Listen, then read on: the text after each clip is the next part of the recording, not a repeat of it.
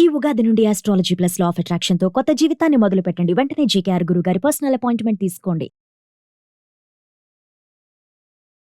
నమస్తే కళ్యాణ్ గారు. నమస్తే జీ.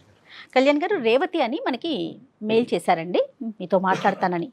అక్కా చెల్లెల మధ్య ఇష్యూ అది ఏ స్థాయికి వెళ్ళిందంటే చాలా పీక్స్కి వెళ్ళిపోయిందనమాట.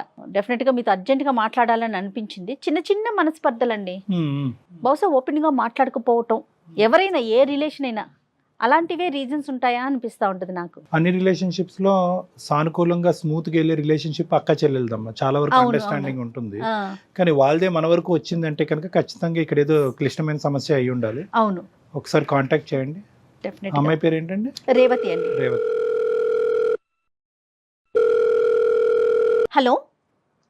హలో, ఎవరండి? నమస్తే అమ్మా, నేను జయాని అందమైన జీవితం ప్రోగ్రామ్ నుంచి కాల్ చేస్తున్నాను. నమస్కారం మేడం. ఓ మీరా మేడం? రేవతి, బాగున్నారా? బాగున్నాను మేడం. నేను అసలు ఎక్స్పెక్ట్ చేయలేదు మేడం మీరు నాకు కాల్ చేస్తారని. Thank you madam, thank you so much అండి. ఇప్పుడు నాతో పాటు మరి డాక్టర్ కళ్యాణ్ గారు ఉన్నారమ్మా. నువ్వు నాకు మెయిల్లో పెట్టిన విషయాన్ని ఒక్కసారి క్లియర్గా డాక్టర్ గారితో చెప్తావా? ఓకే మేడం, చెప్తాను మేడం. హలో రేవతి. నమస్కారం సార్. నమస్తే అమ్మా. నమస్తే, చెప్పమ్మా. మేము ముగ్గురం సార్. నాకు మా అక్క పేరు పద్మావతి, తమ్ముడు పేరు శ్రీను సార్. మాకు చాలా మిడిల్ క్లాస్ ఫ్యామిలీ సార్. అక్కకు నాకు 8 years గ్యాప్ ఉంటుంది సార్. ఓకే. తమ్ముడికి నాకు 2 years గ్యాప్ సార్. ఏం చేస్తున్నావమ్మా? నేను డిగ్రీ ఫైనల్ ఇయర్ చదువుతున్నాను మేడం. సార్ మా అక్కకి పెళ్లి అయిపోయింది సార్. మా బావగారు చాలా మంచోరు మేడం. ఓకే. పిల్లలు ఉన్నారమ్మా? ఒక బాబు ఉన్నాడండి, తన పేరు చింటూ. ఓకే. మేము చిన్నతనంలోనే మా తల్లిదండ్రులు మేము కోల్పోయామండి. అప్పటి నుండి మా అక్క, మా బావ, మా అమ్మ నాన్న ప్లేస్ లో మమ్మల్ని చాలా బాగా చూసుకున్నారు మేడం. నీకే వయసు అప్పుడు అమ్మ నాన్నని కోల్పోయావు? నాకు 13 సంవత్సరాలు ఉన్నప్పుడు మా అమ్మ నాన్న చనిపోయారు సార్. ఎలా చనిపోయారమ్మా? యాక్సిడెంట్ లో చనిపోయారు సార్. మరి ఎలా అమ్మా, ఎవరు చూసుకున్నారు అప్పటి నుంచి? అప్పటి నుంచి మా అక్క బావే చూసుకున్నారు సార్. మా బావగారు చాలా మంచోరు సార్. ఇంకా వాళ్ళే అమ్మ నాన్న మమ్మల్ని చదివించారు సార్. మాకు డ్రెస్సులు కానీ ఎవ్రీథింగ్ మా బావ మొత్తం వాళ్ళిద్దరే. తమ్ముడు డిగ్రీకి వచ్చిన తర్వాతకి ఒక అమ్మాయిని మా ఇంటికి తరచుగా తీసుకొస్తుండేవాడు సార్. ఫ్రెండ్ అని చెప్పి పరిచయం చేపించాడు అనమాట మా అందరికి. ఓకే. కూడా ఓకే సరే ఫ్రెండ్ కదా, అందరు బాగానే ఉంటారు కదా అని చెప్పి వదిలేసాం సార్. ఒక రోజు తీసుకొచ్చి నేను ఈ అమ్మాయిని పెళ్లి చేసుకుంటాను అని చెప్పాడు సార్ సడన్ గా. ఏది 20 years కే? 20 years కదా సార్. మా అక్క చాలా చెప్పి చూసింది సార్, వద్దు నాన్న, నీకు మనకు అమ్మ నాన్న లేరు కదా, మన బావగారు మనని చాలా బాగా చూసుకున్నారు కదా, ఇలా తప్పు చెయ్యకు, నువ్వు జాబ్ చేసుకొని మంచిగా చదువుకుంటాయి కదా, మన ఫ్యామిలీ బాగుంటుందని చాలా చెప్పి చూసాం సార్. ఆ పిల్ల ఎవరు? తమ్ముడు వాళ్ళ క్లాస్మేట్ అమ్మా? అవును మేడం. ఎంతవరకు వచ్చిందమ్మా ప్రయాణం? మేము ఎంత చెప్పినా గానీ మా తమ్ముడు వినలేదు సార్. చెప్పకుండా ఇంట్లో నుంచి వెళ్ళిపోయాడు సార్ మా తమ్ముడు. ఎంతకాలం అయిందమ్మా ఇది జరిగి? 10 నెలలు అవుతుంది సార్. అంతే. తమ్ముడు ఇలా వెళ్ళిపోవటంతో అక్క ఎంత మనస్తాపం చెందిందమ్మా? అక్క ఏమైనా డిప్రెషన్ లోకి వెళ్ళిందా? తనలో తాను ఉందా లేదా? తన ప్రస్తుతం ఆ అంశం బట్టి తన పరిస్థితి ఏంటి? తమ్ముడు వెళ్ళిపోయినప్పటి నుంచి అక్క చాలా ఏడ్చింది సార్. మేము కూడా చాలా ఏడ్చాము. వాడి కోసం వెతికాం సార్. వాడి నుంచి మాకు ఎటువంటి ఆచుకోలేదు సార్. మా తమ్ముడు ఎప్పుడైతే ఇంట్లో నుంచి బయటకు వెళ్ళాడో అప్పటి నుంచి మా అక్క నన్ను టార్చర్ చేస్తుంది సార్. చాలా అనుమానిస్తుంది సార్. నా వల్ల అవ్వట్లేదు సార్. అతను వెళ్ళటం నిన్ను టార్చర్ పెట్టడం ఏంటమ్మా? నువ్వు వాళ్ళ ప్రేమకి ఏమైనా కారణమా? కాదు సార్, తమ్ముడు లేచిపోయాడు కదా ప్రేమించి, నువ్వు కూడా అలానే వెళ్తావు. భయమా? మరి దారుణం తెలుసా సార్. నేను కాలేజ్కి వెళ్ళొస్తే కూడా నా బ్యాగ్ చూస్తుంది సార్, బుక్స్ అన్ని దులుపుతుంది సార్. మా ఫ్రెండ్స్ ఎవరైనా కాల్ చేసి స్పీకర్ లో పెట్టి మాట్లాడు, నేను కాలేజ్కి వెళ్ళకపోయినా ఎవరైనా అబ్బాయిలు ఫోన్ చేస్తాను, అబ్బాయి నీకెందుకు కాల్ చేస్తున్నాను, ఒక్కదానే ఉన్నావా క్లాస్ రూమ్, ఇంకెవరు లేరా అని చెప్పి అడుగుతుంది సార్. మా ఫ్రెండ్స్ కు నాతో ఎవ్వరు మాట్లాడట్లేదు సార్. అందరు నన్ను దూరం పెడుతున్నారు సార్. భయపడతారు, ఈ అమ్మాయిని ముట్టుకుంటే వాళ్ళకి కరెంట్ షాక్ కొడుతుంది. అంతేగా. నా ఫ్రెండ్స్ అందరూ బయటికి వెళ్ళినాక నన్ను తీసుకెళ్ళట్లేదు సార్. నేను అడిగితే అమ్మ వద్దమ్మా, మీ అక్కకు నీకో దండమ్మ అని చెప్పి అంటున్నారు మేడం. నేను ఇంకేం చెప్పాలి? అడుగడుగునా మేడం. అదేనమ్మా, అడుగడుగునా ఈ అవమానంతో నువ్వు చాలా ఇబ్బంది పడుతున్నావు, అంతేనా తల్లి? అవును మేడం. మరి నీకు పెళ్లి చేస్తానని గానీ సంబంధాలు చూద్దామని గానీ అట్లా ఏమన్నా చెప్తున్నారా అక్క? అలా ఏమి లేదు మేడం.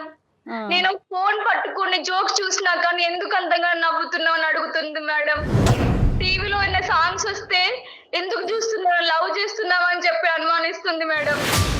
ఇక ప్రతిదీ ఆవిడ కనెక్ట్ చేసేసుకుంటున్నారు. నేను నైట్ టైం లో ఏమైనా వర్క్ ఉంటే చేసుకుంటే ఈ టైం దాకా ఎందుకు మిల్క్ తోటున్నావు, ఏం చేస్తున్నావు బుక్ లో అని చెప్పి అనుమానిస్తుంది మేడం. అంతకు ముందు లేదమ్మా ఇవన్నీ కూడా? ఇవన్నీ ఎప్పుడు లేదు సార్. నన్ను చాలా బాగా చూసుకునేది. తమ్ముడైతే ఎప్పుడైతే చెప్పకుండా బయటికి వెళ్ళిపోయాడో అప్పటి నుంచి నన్ను అనుమానించడం సార్. తమ్ముడు ఇప్పుడు కాంటాక్ట్ లో ఉన్నాడమ్మా? మనకి కాంటాక్ట్ లో లేడా శ్రీను? లేడు సార్. తను ఎక్కడున్నాడో మాకు కాంటాక్ట్ మేము చాలా సార్లు వెతికి చూసాం సార్. మాకు అందుబాటులో ఆచూకీ ఏం తెలియదు సార్ వాడి గురించి. ఇప్పుడు అమ్మాయి తరపున ఎవరన్నా ట్రై చేయటం కానీ అట్లా ఏమన్నా చూసారమ్మా? చూసామండి. మాకేం తెలియదని చెప్పారు అందరూ. కాదు కళ్యాణ్ గారు, ఇప్పుడు ఒక చిన్న సంఘటన అంత పీక్ స్టేజ్ కి అనుమానాన్ని క్రియేట్ చేసేస్తుందండి. బాధ్యత నింపేటటువంటి బరువు ఉంటుంది చూడండి. ఎంత పిన్న వయసులో ఒక వ్యక్తి బరువు తీసుకున్న తర్వాత ఆ బరువుని పక్కనుండేటటువంటి భర్త స్వీకరించి చెరి సమానంగా పంచుకున్న తర్వాత ఈ రోజు ఆ అమ్మాయి జీవితంలో భరించలేనటువంటి ఒక అంశం ఏదన్నా ఉంది అంటే ఎవరు? వీళ్ళ అక్క గురించి చెప్తున్నాను. అవమానం. అవమానంతో ఒక తల్లిదండ్రులు పడేటటువంటి అవమానం చిన్నప్పటి నుంచి ఆ వయసు నుంచే బరువు బాధ్యతలు పెంచుకుని ఈ స్థాయి వరకు వచ్చి భర్త చేతి కూడా అంగీకరించి చింటూ అనే చిన్నోడితో పాటు వీళ్ళిద్దరిని కాపాడుకుంటూ వచ్చింది చూడండి. ఇప్పుడు ఏం పెంచావమ్మా? వాళ్ళని గాలికి వదిలేసిన వాళ్ళు బాగుపడి ఉండేవారు. నీ పెంపకంలోనే లోపం ఉందేమ్మా. తల్లిదండ్రులు లేకపోవడం ఒక దురదృష్టం అయితే నువ్వు దగ్గరుండి పెంచడం ఇంకో దురదృష్టం ఏమనేటటువంటి అవమానం. అది అక్కడ జరిగేటటువంటి అవమానంలోంచి వచ్చే భయం, భయంలోంచి వచ్చే అనుమానం.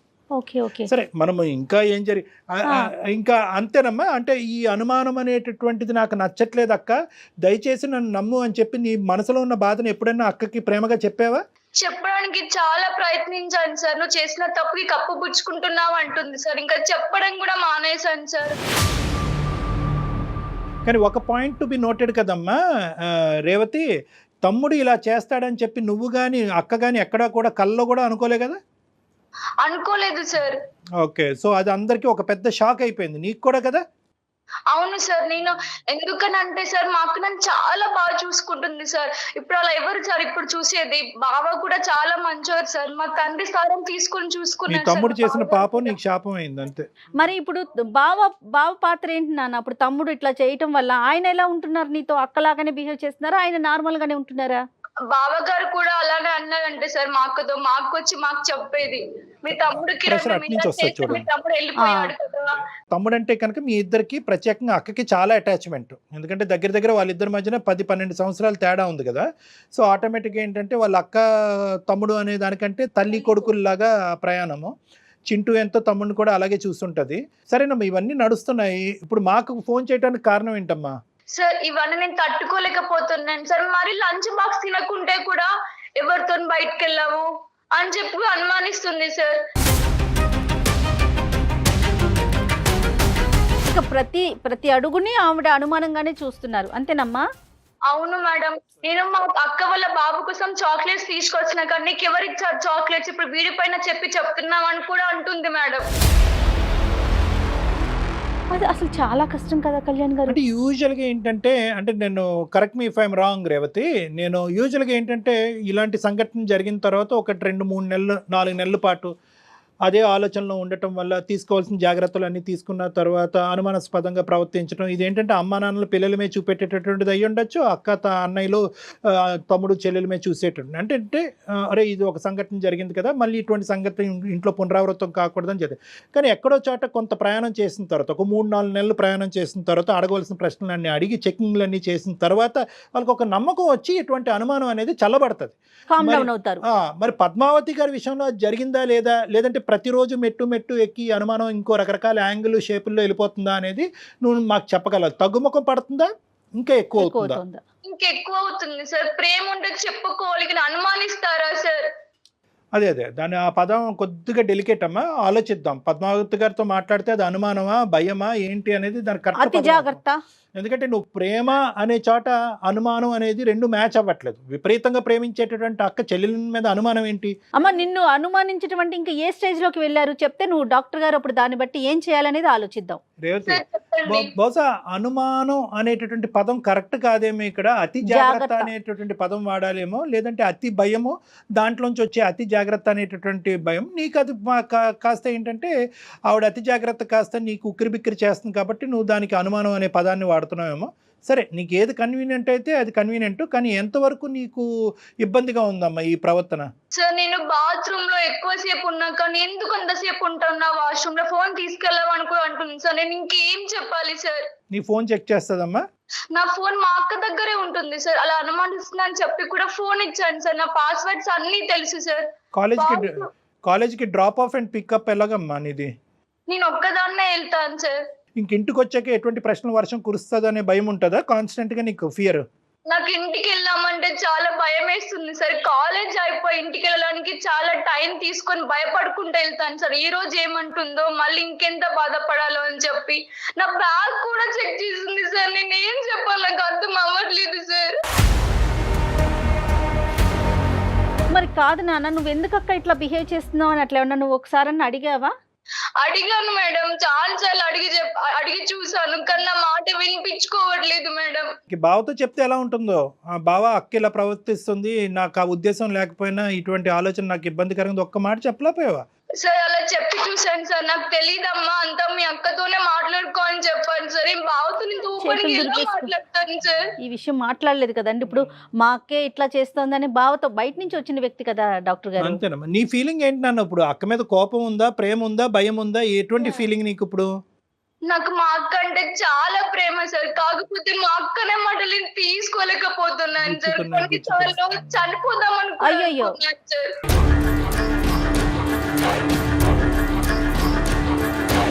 అవును, అదేం కాదులే అమ్మ రేవతి, ఇది బేసిక్ మిస్అండర్స్టాండింగ్. బహుశా అక్క పాయింట్ ఆఫ్ వ్యూలోంచి ఏంటి అనేది మనం ఒకసారి ఆలోచించగలిగితే కనుక ఇష్యూని రిజాల్వ్ చేయొచ్చు. నీ పాయింట్ ఆఫ్ వ్యూలోంచి అనుమానం, కానీ వాస్తవానికి అక్క మనసులో ఏం పరిగెడుతుంది అనేది కూడా మనం కనుక్కోవాలి. ఒకసారి మరి అక్కకి లైన్ కనెక్ట్ చేయమా, చెప్పు ఇట్లా మేము ఉన్నామని చెప్పి. ఓకే మేడం, దెన్ చెప్తాను. మాట్లాడదాం. చూసారా, అందరూ ఉంటూనే ఏకాకి అయిపోవటం ఇదే. ఈ అమ్మాయి ఏంటంటే అందరూ ఉన్నారు, సడన్ గా ఇప్పుడు ఏంటంటే తల్లిదండ్రులు లేకపోతే అన్నయ్య అక్క ఉంది, తమ్ముడు ఉన్నాడు, బావ ఉన్నాడు. ఇప్పుడు సడన్ గా తమ్ముడు లేడు, అక్క లేదు, బావ లేదు, స్నేహితులు లేరు. తల్లిదండ్రులు ఉంటే ఆ అమ్మాయి అంత బాధ్యత తీసుకునేది కాదేమో. తల్లిదండ్రులు లేకపోయేసరికి ఆ స్థానం తను తీసుకునేసరికి. హలో హలో అక్క. హలో మా చెప్పు రేవతి. ఏం చేస్తున్నావు అక్క? నేను ఇంట్లోనే ఉన్నాను, నువ్వు ఎక్కడున్నావు? కాలేజ్ లో ఉన్నానక్క. తిన్నావా అక్క? తిన్నానమ్మా. చింటే ఏం చేస్తున్నాడు? వాడు ఆడుకుంటున్నావు. ఓకే రేవతి అక్క చెప్పక్క. నువ్వు ఎక్కడున్నావు? సౌండ్ అక్కడ బాయ్స్ సౌండ్ వస్తుంది. నేను కాలేజ్ లో ఉన్నానక్క. ఏంటక్క ప్రతిసారి ఫోన్ చేసినప్పుడు ఇదే మాట అడుగుతావు? నేను ఇంకెక్కడికి వెళ్తానక్క? కాలేజ్ లోనే కదా నేను ఉన్నది. కాలేజ్ లో బాయ్స్ ఉన్నారా అక్క? అవునమ్మా ఉన్నారు, కరెక్టే, లేదని కాదు. నీ పక్క నుండి సౌండ్ వస్తుందని అడుగుతున్నాను, దాంట్లో తప్పేముంది? మేము ఇక్కడ బయటకు వచ్చాం అక్క, వాష్రూమ్ కి. గ్రౌండ్ లో చాలా మంది ఉంటారు కదక్క, పక్క పక్కన వాయిస్ వినిపిస్తే నేనేం చేయాలక్క? ప్రతిసారి ఎందుకక్క ఇలా మాటలు నన్ను టార్చర్ చేస్తున్నావు? టార్చర్ అని ఎందుకంటున్నావు అమ్మా నువ్వు? నీకు నేను టార్చర్ ఏం పెడుతున్నా అడిగాను కదా. నేను ఉట్టి అక్కడ బాయ్స్ ఉన్నారు ఏంటి అని అడిగాను, అయితే దానికి టార్చర్ అని ఎట్లా అనుకుంటావు నువ్వు? ఒక్కసారి అక్క, ఒక్కసారి అడగాలక్క. ప్రతిసారి రోజు ఇదే మాటలు. నేను ఎప్పుడు కాల్ చేసిన పక్కన ఎవరు వాయిస్ ఏంటక్క ఇది నాకు? నేను ఒక్క నిమిషం ఉండు. నువ్వు ఒకవేళ మీ గర్ల్స్ ఎవరైనా ఫ్రెండ్స్ మాట్లాడితే నేను అడుగుతానా? బాయ్స్ సౌండ్ వస్తేనే కదా నేను అడిగేది నిన్ను.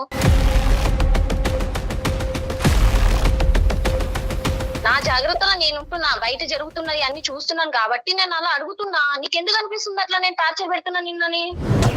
అదే అక్క, అది కూడా కరెక్టే అక్క. నువ్వు నాకు చెప్పి చూడాలి కదా అక్క. ప్రతిసారి అబ్బాయిల వయసు ఎందుకు? క్లాస్ రూమ్ లో లేనిపోతే బయటకు వచ్చాను, గ్రౌండ్ లో అబ్బాయిల మాట వినిపించదా అక్క?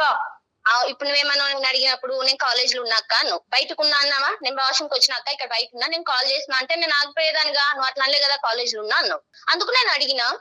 అదే గ్రౌండ్ లో ఉన్నాం అక్క. గ్రౌండ్ లో చాలా మంది ఉంటారు కదా అక్క, వాయిస్ వినిపించదా అక్క? సరేలే, దానికి ఎందుకు అంతగానం ఇదవుతున్నావు నువ్వు? నేను అడిగినాను కదా, నీకు అంతే కదా. ఇప్పుడు దానికి అంతగానం టార్చర్ గా నువ్వు ఎందుకు ఫీల్ అవుతున్నావు? అలా అని కాదక్క. ఇంటికి వస్తేనేమో నా బుక్ చూస్తావు, నా బ్యాగ్ ఓపెన్ చేస్తావు, తినకుంటేనేమో బయటికి వెళ్ళావు, నా ఫోన్ చూస్తావు, ఫ్రెండ్స్ ఎవరైనా కాల్ చేస్తే స్పీకర్ లో పెట్టి మనం మాట్లాడుతావు. ఎవరైనా మా క్లాస్ బాయ్స్ కాల్ చేస్తే వాడు నీకెందుకు కాల్ చేశాడు? క్లాస్ వెళ్ళాక అందరు మాట్లాడుకోరు అక్క. అన్నయ్య అని పిలువమంటావు అక్క చివరికి.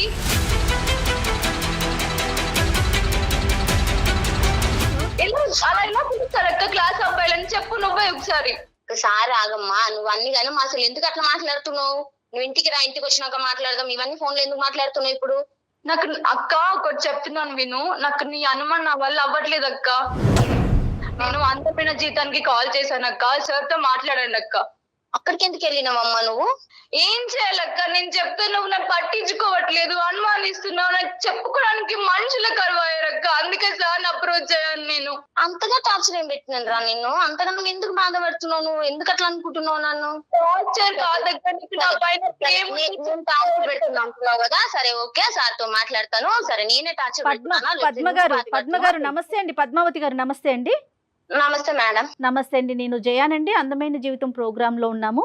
నాతో పాటు డాక్టర్ కళ్యాణ్ చక్రవర్తి గారు కూడా ఉన్నారు. రేవతితో ఇంతకు ముందే మేము మాట్లాడామండి. సరే ఒకసారి మీతో కూడా, అంటే మీ పర్మిషన్ లేకుండా మిమ్మల్ని మేము కాల్లోకి తీసుకున్నాము. తను ఫోన్ మాట్లాడిన మొదటి నుంచి ఇప్పటి వరకు కూడా మా అక్క అంటే నాకు ప్రాణం, నేనంటే మా అక్కకి ప్రాణం, ఇదే చెప్తా ఉందండి. కానీ ఈ అనుమానం అనే ఈ పదాన్ని ఎంత ప్రాణము ప్రేమ వింటున్నామో, అనుమానం అనే పదాన్ని కూడా తను మొదలు పెట్టిన దగ్గర నుంచి అదే చెప్తా ఉంది. పద్మావతి గారు నమస్తే అమ్మా. నమస్కారం సార్. నమస్తే అమ్మా. ఫస్ట్ ఆఫ్ ఆల్ ఏంటంటే మీలాంటి మంచి వ్యక్తుల్ని అభినందించాలి, ఆశీర్వదించాలి. మీలాంటి వాళ్ళు ఈ భూప్రపంచం మీద మళ్ళీ మళ్ళీ పుట్టాలి అని కోరుకోవాలి. ఎందుకంటేనమ్మా చిన్న విషయం కాదు. ఎందుకు అంటే సుమారుగా మీకు ఎంత ఉంటాయి అప్పుడు 21-22 సంవత్సరాల వయసులో తల్లిదండ్రులు ఇద్దరు పోగొట్టుకున్నటువంటి ఇద్దరు పిన్న వయసులో ఉండేటటువంటి ఇద్దరు పిల్లల్ని మీరు కాపాడుకుంటూ ఈ మంచి విషయాలన్నీ మీ రేవతి చెప్పిందమ్మో, మాకు ఇంకో విధంగా తెలిసేది కాదు.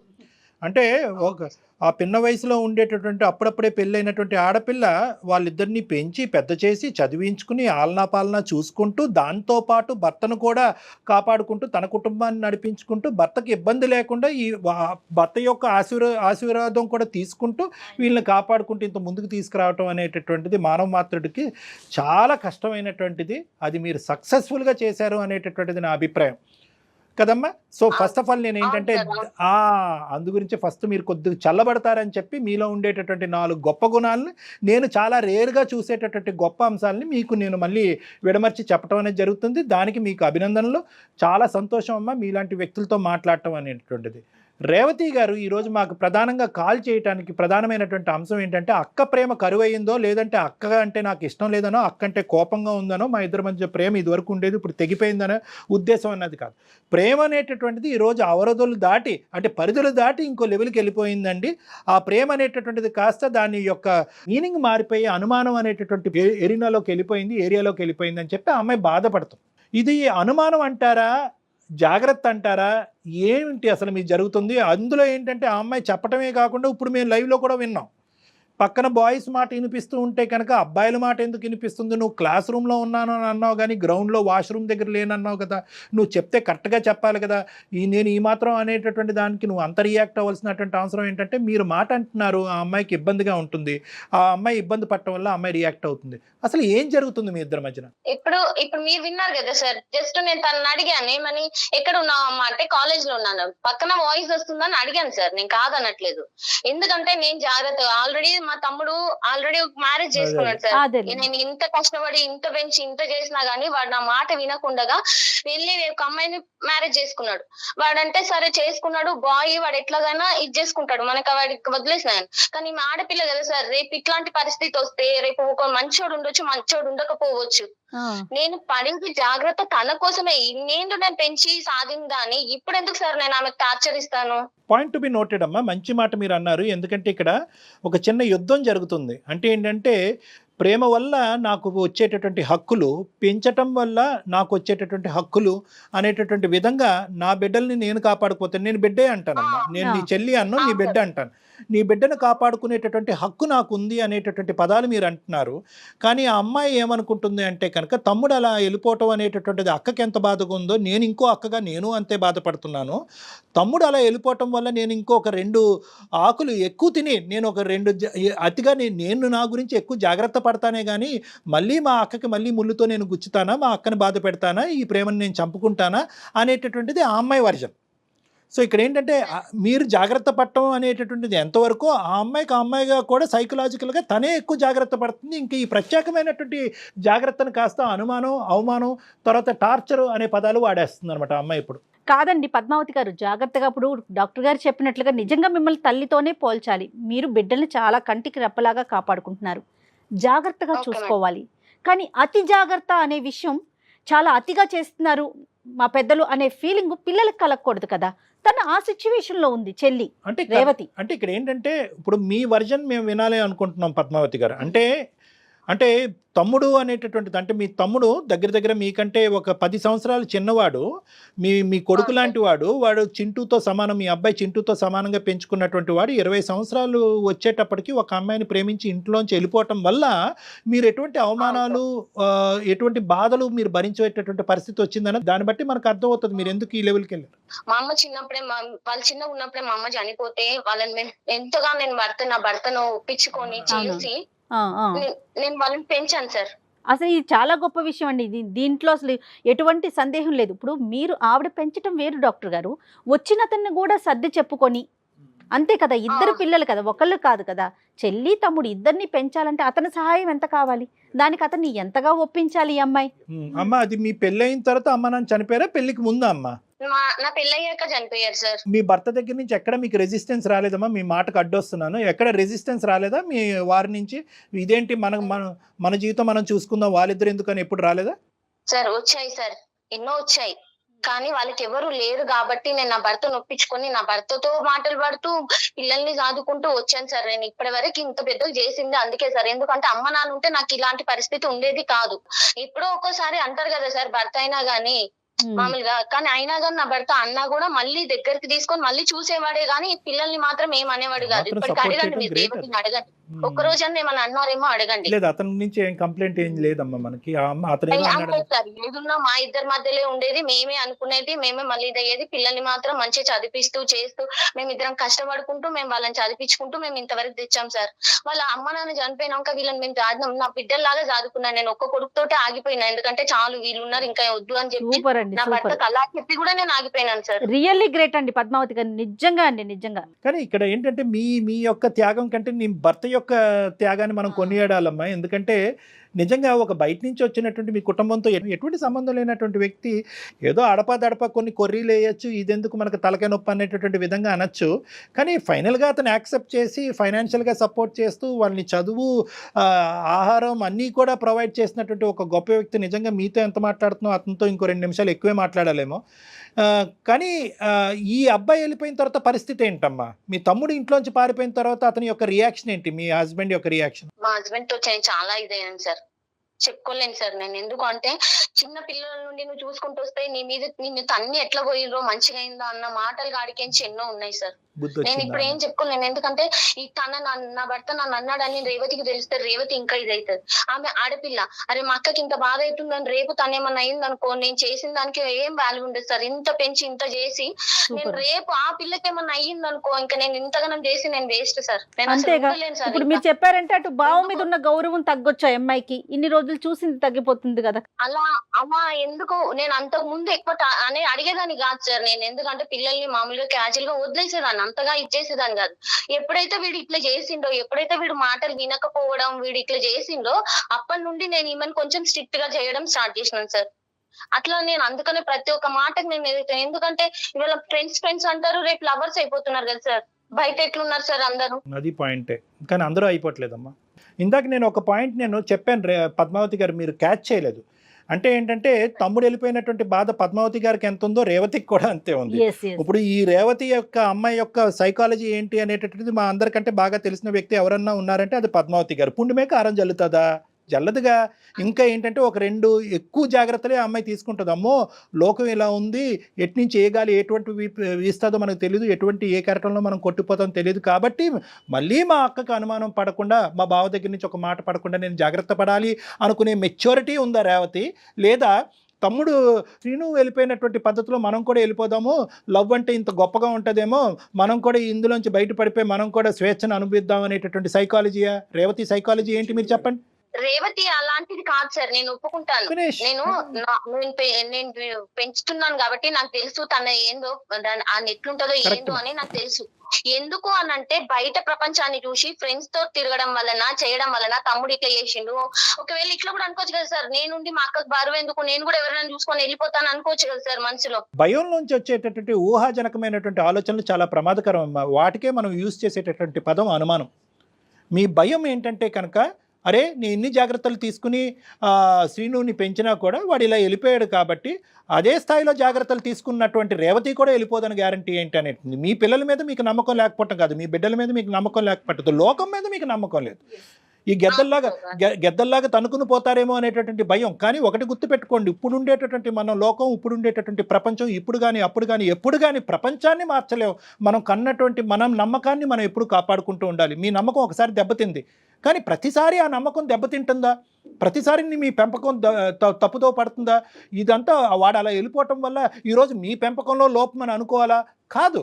ఇక్కడ మీ పెంపకాన్ని వేలెత్తి చూపెట్టడానికి లేదు, అక్కడ లోకం వైపు వేలెత్తి చూపెట్టడానికి లేదు. ఈ రెండు అంశాలని మనం మార్చలేము, అవి ఎప్పుడు ఫిక్స్డ్ పాయింట్సే. ఎటొచ్చి ఏంటంటే కనుక క్యారెక్టర్స్ని అర్థం చేసుకోవటం అనేది చాలా ఇంపార్టెంట్. మీ అమ్మాయి చుట్టూరు 100 మంది రాక్షసులు ఉండొచ్చు, 100 మంది ఆకతాయిలు ఉండొచ్చు, 100 మంది ప్రేమికులు ఉండొచ్చు, 100 ప్రపోజల్స్ వచ్చి ఉండొచ్చు. రేవతిని ఇందాక మనం ఒక పాయింట్ అడగలేదు, ఎంతమంది అమ్మ వయసున్న ఆడపిల్ల నీ దగ్గర ఎంతమంది అమ్మ చూడటానికి అందంగా ఉంటావో, చదవటానికి బాగా చదువుతావో, లేదంటే మంచితనాన్ని చూసి ఎంతమంది వచ్చి నిన్ను ప్రపోజ్ చేశారమ్మా అని మనం అడగలే. కానీ చాలామంది చేసుంటారు ఆ వయసులో ఉన్న ఆడపిల్లకి. అవన్నీ వచ్చి ధైర్యంగా అక్క ఇంతమంది నన్ను ప్రపోజ్ చేసినా కూడా నేను అదంతా కూడా అక్కడికక్కడ అడ్డుకట్టేసి నీ మాట మీద ఈ కుటుంబం మీద ఉండేటటువంటి విలువ నమ్మకంతో నేను నన్ను కాపాడుకుంటూ వచ్చానమ్మా అని చెప్పి ఆ అమ్మాయి చెప్పడానికి చాలా అవకాశాలు ఉన్నాయి. కానీ ఆ అమ్మాయి మనసు విప్పి మాట్లాడటానికి మీరు అవకాశం ఇవ్వట్లేదు. జాగ్రత్త జాగ్రత్త, అతి జాగ్రత్త, విపరీతమైనటువంటి జాగ్రత్త. కాస్త అనుమానం వెళ్ళిపోయి ఆఖరికి సొంత చెల్లె ఇంత అల్లారు ముద్దుగా ప్రేమించి పెద్ద చేసినటువంటి మా అక్కని ఏమంటుందంటే అనుమానాస్పదం అనే పదం వాడేస్తుంది అమ్మాయి. చాలా బాధేస్తుంది మాకు. సార్ ఒక్క నిమిషం సార్, చెప్పమ్మ రేవతి. మా తమ్ముడు వెళ్ళినప్పుడు కూడా మా అక్క ఎంత బాధపడిందో, మా బావకి ఎంత నచ్చ చెప్పుకుందో, తను ఎంత అనుభవించింది నేను చూసాను సార్. తన బాధ నాకు తెలుసు, ఎందుకు చేస్తాను సార్. కానీ మా అక్క నుంచి ఇలాంటి మాటలు నేను ఎప్పుడు ఎక్స్పెక్ట్ చేయలేదు సార్, తీసుకోలేకపోతున్నాను సార్. అక్క ఎన్ని మాటలు అన్నా, ఎన్ని అనుమానాస్పదంగా ఎన్ని అవమానాలు చేసినా కూడా at the end of the day ఆ సారాంశం, ఆ సమరీ ఏదన్నా ఉందంటే అది ప్రేమ. అంతే, ప్రేమ. అక్క చేసినటువంటి త్యాగాలు పోల్చుకుంటే కనుక సమాజంలో వేళ్ళ మీద లెక్క పెట్టచ్చు ఎంతమంది ఈ బాధ్యత తీసుకుని త్యాగాలు చేస్తారు. అక్కతో పాటు చరి సమానంగా ప్రయాణం చేసేటటువంటి బావ, వాళ్ళిద్దరు దేవుళ్ళు లాంటి వాళ్ళు నీకు. వాళ్ళిద్దరి దగ్గర నుంచి వచ్చేటటువంటి అంటే నేను ఏమంటున్నానంటే కొంచెం అలా చెప్పండి సార్. అలా చెప్పే వాళ్ళు లేకుండా కూడా నా మీదకి ఏమైనా అక్క అనుమానం పడుతున్నావు అని, నేను బుక్స్ చెక్ చేస్తున్నానని, అవి చూస్తున్నానని. ఏంటంటే ఒక చెడు ఒక మంచి మధ్యన న్యాయం చెప్పడం చాలా ఈజీ అమ్మా. కానీ ఇంతమంది మంచి మనుషుల మధ్యన న్యాయం చెప్పడం నాకు చాలా కష్టంగానే ఉంది. పద్మావతి కరెక్టే, రేవతి కరెక్టే. రేవతి క్యారెక్టర్ వైజ్ చాలా కరెక్ట్, పద్మావతి పెంపకంలో సూపర్ హిట్. సో వీళ్ళిద్దరి మధ్యన నువ్వు తప్పు నువ్వు ఒప్పు అని అనట్లేదు. ఎవరికి వాళ్ళు ఒకరినొకరు అర్థం చేసుకుని ఆ మెట్టు తగ్గితే కనుక పాత ప్రేమలు మళ్ళీ చిగురిస్తాయని అంటున్నాను. ఇక్కడ ప్రధానంగా ఏంటంటే సమాజం మీద పోయినటువంటి నమ్మకం కాస్త మీ ఇద్దరి మధ్యన పోకూడదు. ఆ ప్రేమ కాస్త అతి ప్రేమగా మారిపోతుంది. మీ ఇప్పుడు ఏమైంది, ప్రధానంగా జరిగినటువంటి అంశం ఏంటి? శ్రీనుని చాలా జాగ్రత్తగా పెంచారు, అల్లారు ముద్దుగా పెంచారు, వాడికి ఏ కష్టం నష్టం రాకుండా పెంచారు. కానీ ఏమైంది, బయట నుంచి వచ్చేటటువంటి ఒక శక్తి, ప్రేమ అనేటటువంటి శక్తి తెలిసి తెలియనటువంటి వయసులో అన్ని తన్నుకుని వెళ్ళిపోయింది. కాబట్టి మీకు అపనమ్మకం ఎవరి మీద క్రియేట్ అయింది? సమాజం మీద క్రియేట్ అయింది. ఆ అపనమ్మకం కాస్త ఎక్కడి వరకు వచ్చిందంటే రేవతి వర్సెస్ పద్మావతి మధ్యన వచ్చేసింది. కాబట్టి మీ ఇద్దరి మధ్యన నమ్మకం పెరగాలి అంటే, ఇద్దరు మంచి మనుషుల మధ్య నమ్మకం పెరగాలి, ఆ పాత అక్కా చెల్లెల్లాగా మీరిద్దరు కొనసాగాలి అంటే కనుక ప్రధానంగా కావాల్సింది ఏంటంటే మీరిద్దరూ ఎవరి బాధలేంటి, ఎవరి బలాలేంటి, ఎవరి బలహీనతలు ఏంటంటే ఓపెన్ గా ఇదివరకు ఎలా మాట్లాడుకున్నారో అలా మాట్లాడుకోవాలి. ఆవిడ అనుమానంగా మాట్లాడుతుంది, అదిగో నువ్వు కూర్చుంటేనే అనుమానిస్తున్నావు అని చెప్పి అక్కని తప్పించుకునేటటువంటి పద్ధతిలో మీరు వెళ్ళిపోతున్నారు. మా అక్క పైన ఎటువంటి కోపం లేదు సార్, అతి ప్రేమ వల్ల చెప్పే విధానం నాకు నచ్చట్లేదు సార్. రైట్ అదేనా రేవతి అక్క చెప్పక్క. ఏం లేదు తల్లి, ఎందుకంటే నీకు ఇంత బాధ అవుతుందని నేను అనుకోలేదు. నువ్వు అందమైన జీవితాన్ని వరకు వెళ్తామని నేను అసలు అనుకోలేదు. ఎందుకంటే నాకు చెప్పే వాళ్ళు కూడా కావాలి కదా. ఎందుకంటే నేను నిన్ను ఎంతగా ప్రేమించి ఎంతగా చూసిందో నీకు తెలుసు కదనే. నువ్వు ఇప్పుడు అక్కడికి వెళ్ళి ఆ సార్ మనకి ఎంతగా నచ్చ చెప్పింది, ఇప్పుడు ఎంత మంచిగా చెప్తున్నాడు. ఎందుకంటే అట్లా చెప్తే కనీసం వీళ్ళు చెప్పినా గానీ నువ్వు విన్నా గానీ నీ మైండ్ లో కూడా మంచి మనసు వస్తుంది నీకు. అలా చెయ్యొద్దు అనే మనసు అన్నా వస్తుంది నీకు. కాబట్టి నా నుండి నువ్వేమన్నా బాధపడి ఉంటే సారీ. ఇప్పుడు మనకి సార్ ద్వారా మనకి ఇట్లా తెలిసింది కాబట్టి మనం ఎంత హ్యాపీగా ఉండొచ్చు ఇప్పటి నుండి. నేను ఇంకేమనను, నువ్వు ఇంటికి వచ్చి నన్ను కూడా చాలా నమ్మక్క. నువ్వు చెప్పిన అబ్బాయినే పెళ్లి చేసుకున్నాక, నువ్వు ఇన్ని కష్టాలు పడి మమ్మల్ని పెంచావక్క. నీ కళ్ళ ముందు నుండి చూస్తూ పెరిగానక్క. నువ్వు ఎవరిని పెళ్లి చేసుకోమంటే వాళ్ళనే పెళ్లి చేసుకుంటానక్క. నన్ను నమ్మక్క ఇప్పటి నుంచి అయినా. సరే నువ్వు చెప్పినావు కదమ్మా, నేను నమ్ముతాను. ఎందుకంటే వాడు అట్లా చేసినందుకు నీ మీదకి ఏదైనా గానీ అంతకు ముందు నీతో ఎలా ఉన్నానో నీకు తెలుసు కదా రేవతి. అక్క స్టార్టింగ్ లో ఎలా అయితే నన్ను చూసుకున్నావో ఇప్పటి నుంచి కూడా అలానే చూసుకోవక్క. నాకు స్టార్టింగ్ ప్రేమ కావాలక్క. నేను ఓకే ఓకే నేను సరే సరే నేను నిన్ను ముందు ఎట్లా చూసుకున్నానో అట్లనే చూసుకుంటాను. ఈ రోజు మీ బంధం అనేటటువంటిది ఇలాగే ఉండాలి, ఎల్లకాలం ఉండాలి, అవకాశం ఉంటే ఇంకా బలపడాలి. దానికి ఆది మధ్య అంతం అనేది లేదు. నేను ఇంకో మాట కూడా చెప్తాను, రేపొద్దున చెప్తున్నాను, అంటే పరిస్థితులు బట్టి మారుతూ ఉంటాయి. అక్క నువ్వు తెచ్చినటువంటి అబ్బాయిని నేను చేసుకుంటాను, ఎవరికి గ్యారంటీ ఇస్తారు? అవే అలా కాదు. అనేటటువంటిది ప్రేమ అంటే మోసమా, అదేమన్నా దోషమా? కాదు. కానీ ఏంటంటే ఏ వయసులో ప్రేమించాలో, ఏ వయసులో బాధ్యతలు నిర్వర్తించాలో, ఏ వయసులో పెళ్లి చేసుకోవాలనేటటువంటి పరిధులు అనేవి అర్థం చేసుకోవాలి. అది మీ తమ్ముడికి అర్థం కాలేదు, మీకైతే అర్థమైంది. అనుమానం అనేటటువంటి తీసి పక్కన పెట్టి ఆలోచన అనేటటువంటి దాంట్లో నింపి ఓపెన్గా డిస్కస్ చేసుకోవటం 3 అంశాన్ని నింపితే కనుక ఎటువంటి గొడవలు ఉండవు, ఎటువంటి అవమానాలు ఉండవు. ఇద్దరు మంచి వాళ్ళే. మీ ప్రేమ వైపు ఒక్క సెకండ్ కూడా 0.5% కూడా వేలెత్తి చూపెట్టడానికి లేదు పద్మావతి గారు. రేవతి యొక్క క్యారెక్టర్ మీద 0.001% వేలెత్తి చూపెట్టడానికి లేదు. ఇద్దరు మంచి మనుషులే. కానీ సమయం, పరిస్థితులు, సమాజం బట్టి మార్పులు రావచ్చు. కాబట్టి ఏది వచ్చినా కూడా అటువంటి క్లిష్టమైన, ఈరోజు మేము చెప్పడం వల్ల మీరిద్దరూ హ్యాపీగా ఉన్నారు. రేపొద్దున ఇంకో ఛాలెంజింగ్ సిచ్యువేషన్ వచ్చినా కూడా మీరు ఎదురు కూర్చుని ఇదే నమ్మకం అనేటటువంటి బేస్మెంట్ మీద ఓపెన్గా మాట్లాడుకోండి, ఎటువంటి సమస్య ఉండదు. మాట్లాడుకోవటమే ప్రధానం. Okay thank you madam, thank you so much. Thank you. మళ్ళీ నేను మా అమ్మ లాంటి ప్రేమ నాకు తిరిగి ఇచ్చినందుకు సార్. Okay sir. రైట్, నమస్తే.